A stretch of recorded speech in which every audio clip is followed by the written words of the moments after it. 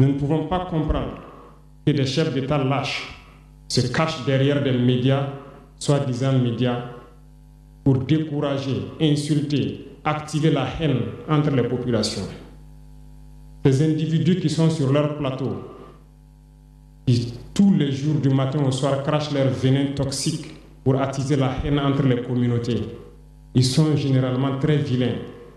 Avec leur gueule de musaraigne, ils ne savent que faire cela. Regardez-les bien. Ils sont là avec des yeux de drosophiles sauvages. Tous les jours, c'est cracher du venin. Ils cherchent à diviser les communautés.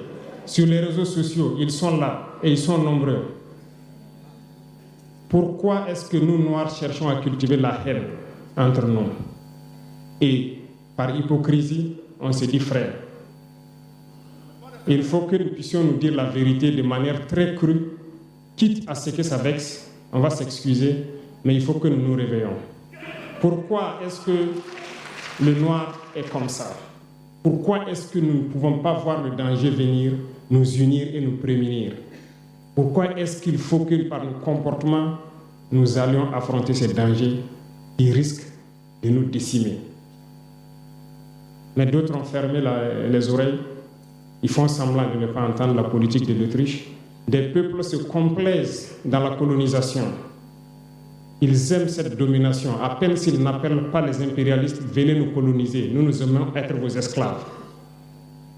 Nous nous posons souvent des questions lorsqu'on voit les réactions.